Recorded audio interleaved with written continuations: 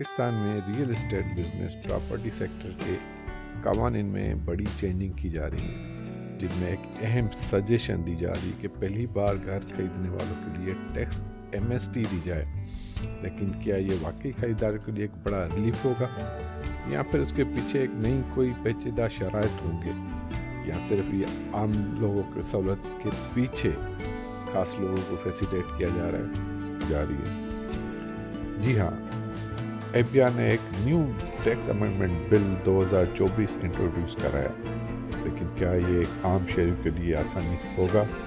چلیے جانتے ہیں۔ بسم اللہ الرحمن الرحیم۔ السلام علیکم، میں ہوں وسیم امین۔ ویڈیو میں آگے جانے سے پہلے میں آپ کو ریکویسٹ ہے کہ میرا چینل سبسکرائب کریں، لائک بھی دیں۔ اگر کوئی کوشچن پوچھنا ہے اس سلسلے میں تو آپ کمنٹس میں پوچھ سکتے ہیں۔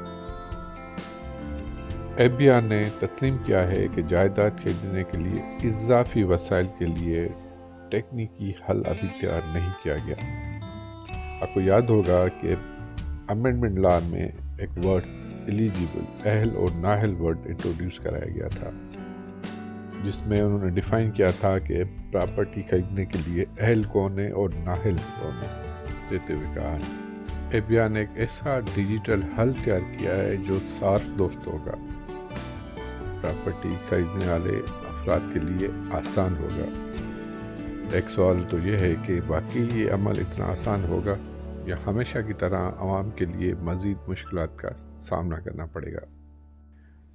اس کمیٹی میں آباد کے چیئرمین نے بہت بڑی اچھی سجیشن دی اور کمیٹی کے باقی ممبر بھی اس سے متفق ہوئے، یہ کہ کوئی بھی شخص جو فائلر ہو ان کو ایک موقع ملنا چاہیے کہ اگر وہ اپنی پراپرٹی فرسٹ ٹائم پرچیز کر رہے ہیں، گھر ہو یا دکان ہو، جو بھی ہو، ان کے لیے ایک ٹیکس MST ہونی چاہیے۔ اگر ان کے پاس ڈکلیریشن اماؤنٹ نہیں ہے اور وہ فرسٹ ٹائم پراپرٹی ڈکلیئر کرنا چاہ رہا ہے، اس نے پرچیز کی ہے، تو ان کے لیے ایک MST ہونا چاہیے۔ ان سے نہیں پوچھا جائے کہ یہ پیسے آپ نے کہاں سے لیے، اس کے لیے جو اس میں کنڈیشن لگائی دی جائے تاکہ وہ آسانی کے ساتھ ڈکلیئر کر سکے۔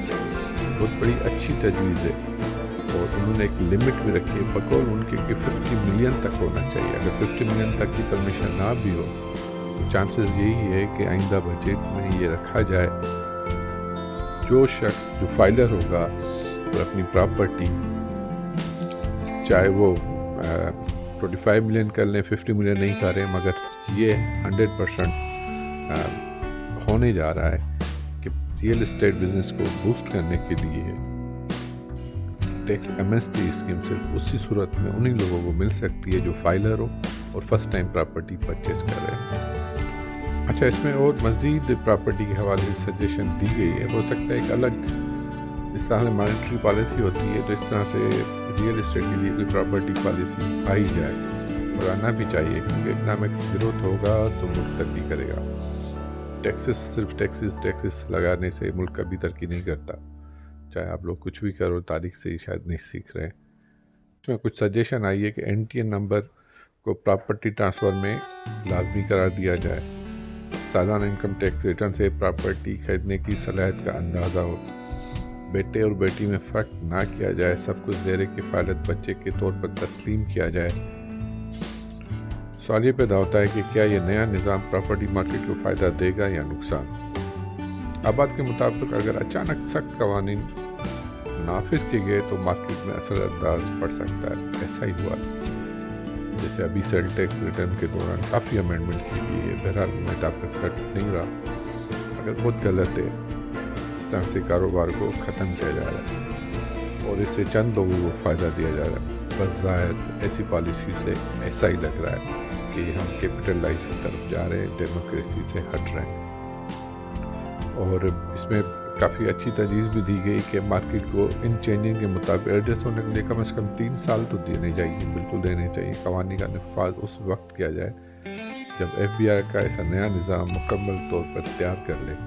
ابھی صرف تجربے کر کے مارکیٹ کو ٹھپ کیا گیا ہے، خود ان کو پتہ نہیں ہے کہ کیا کرنے جا رہے ہیں، اس سے کیا رزلٹ ہوگا، بس SRO جاری کر دیتے ہیں بغیر سوچے سمجھے۔ تو دوستو، آپ کا خیال کیا ہے اس بارے میں؟ FBI کا نیا سسٹم پراپرٹی خریدنے کے عمل کو آسان بنائے گا یا مشکلات میں اضافہ کرے گا؟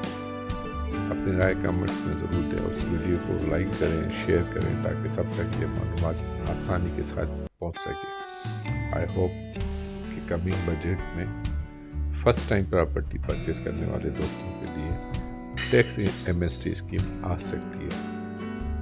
اللہ حافظ.